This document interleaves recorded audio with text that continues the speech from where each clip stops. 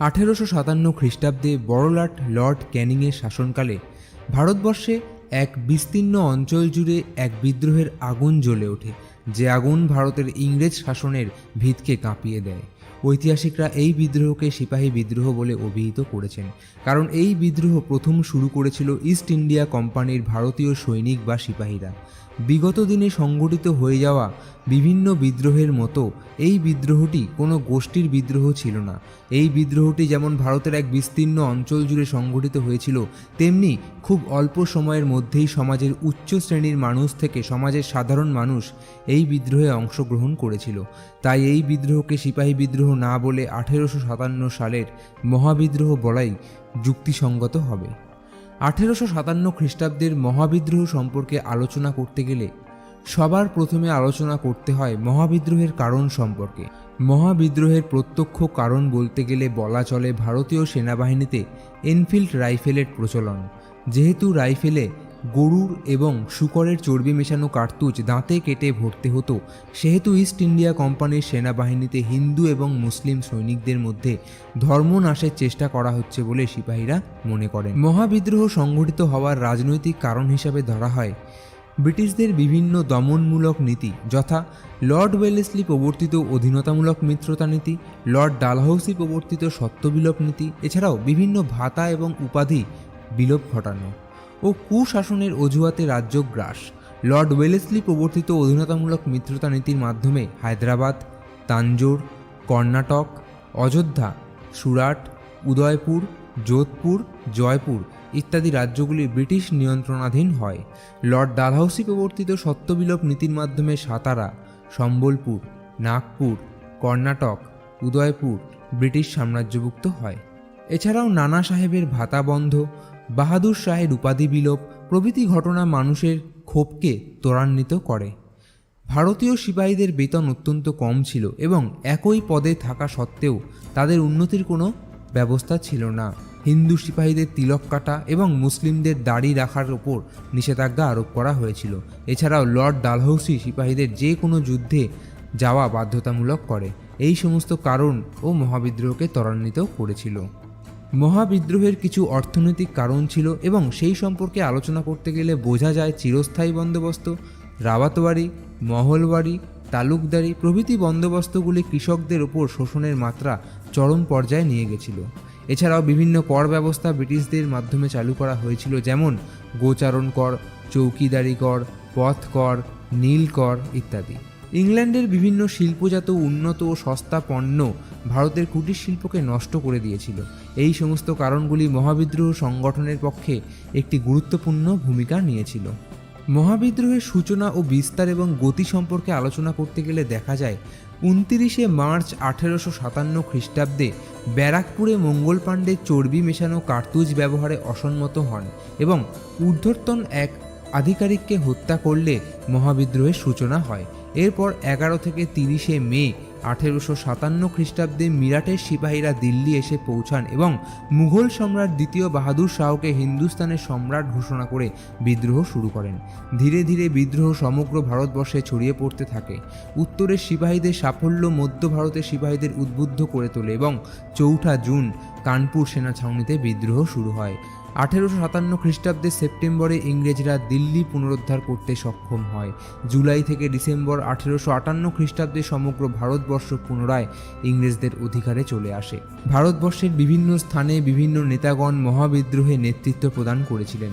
তাদের মধ্যে অন্যতম দ্বিতীয় বাহাদুর শাহ এবং বখত খান দিল্লিতে মহাবিদ্রোহের নেতৃত্ব প্রদান করেছিলেন এবং ব্রিটিশ সেনাপতি নিকলসন ও হাডসন দিল্লিতে বিদ্রোহ দমন করেন। বেরেলিতে খান বাহাদুর নেতৃত্ব প্রদান করেন এবং কলিন ক্যাম্পবেল ব্রিটিশ সেনাপতি এই বিদ্রোহ দমন করেছিলেন। বেগম হজরত মহল এবং বীরজিস কাদির লখনৌতে নেতৃত্ব প্রদান করেন এবং ব্রিটিশ সেনাপতি কলিন ক্যাম্পবেল এই বিদ্রোহ দমন করেন।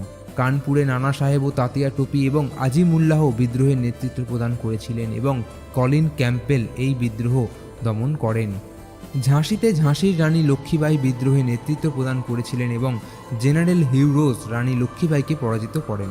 গোয়ালিয়রে তাতিয়া টুপি রানী লক্ষ্মীবাইকে সাহায্য করেছিলেন। এছাড়াও এলাহাবাদে লিয়াকত আলী মহাবিদ্রোহের নেতৃত্ব প্রদান করেন এবং মথুরায় দেবী সিং এবং কদম সিং নেতৃত্ব প্রদান করেছিলেন মহাবিদ্রোহের ব্যর্থতার অনেক কারণ আছে। প্রথমত, মহাবিদ্রোহের ব্যর্থতার কারণসমূহ আলোচনা করতে গেলে বোঝা যায় যে আঞ্চলিক সীমাবদ্ধতা মহাবিদ্রোহের সাফল্যের পথে বাধা হয়ে দাঁড়িয়েছিল।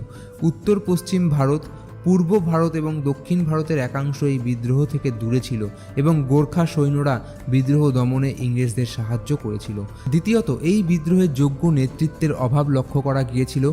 ইংরেজ সেনাপতি জেনারেল হিউরোজ কলিন ক্যাম্পবেল যুদ্ধ বিষয়ে অনেক বেশি পারদর্শী ছিলেন দেশীয় নেতাদের থেকে।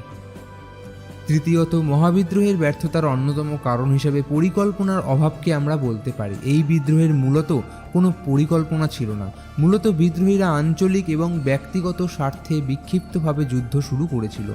চতুর্থত, হায়দ্রাবাদের নিজাম, নেপালের জং বাহাদুর এবং কাশ্মীর ও যোধপুরের রাজারা বিদ্রোহ দমনে ইংরেজদের সাহায্য করেছিলেন। অর্থাৎ দেশীয় রাজাদের অসহযোগিতা মহাবিদ্রোহের ব্যর্থতার একটি অন্যতম কারণ হয়েছিল। পঞ্চমত, দেশীয় নেতৃবৃন্দের কাছে ইংরেজদের মতো আধুনিক ও উন্নত অস্ত্র ছিল না। এছাড়াও নৌশক্তির সাহায্যে ইংরেজরা অনায়াসেই দেশীয় নেতৃবৃন্দকে পরাস্ত করতে সক্ষম হয়েছিল। ষষ্ঠত, টেলিগ্রাফ, টেলিফোন, রেললাইন ইত্যাদি উন্নত যোগাযোগ ব্যবস্থার ইংরেজদের সাফল্যকে ত্বরান্বিত করেছিল। মহাবিদ্রোহ বা সিপাহী বিদ্রোহ ব্যর্থ হলেও এই বিদ্রোহের ফলাফল ছিল সুদূর প্রসারী। এই বিদ্রোহের ফলে আমূল পরিবর্তন আসে। এই বিদ্রোহের ফলাফল সম্পর্কে আলোচনা করতে গেলে প্রথমেই বলতে হয় ইস্ট ইন্ডিয়া কোম্পানির শাসনের অবসান।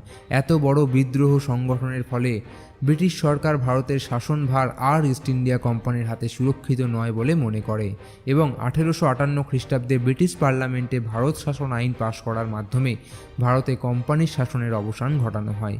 এই আইনের ফলে ভারতের গভর্নর জেনারেল ভারতের ভাইসরয় রূপে ভারতের শাসন কার্য পরিচালনা করার অধিকারী হন।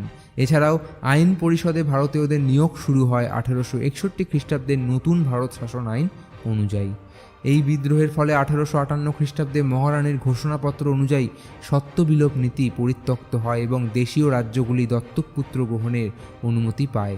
এছাড়াও জাতি, বর্ণ, ধর্ম নির্বিশেষে সকল যোগ্য ভারতীয়দের সরকারি চাকরি প্রদানের আশ্বাস দেওয়া হয়।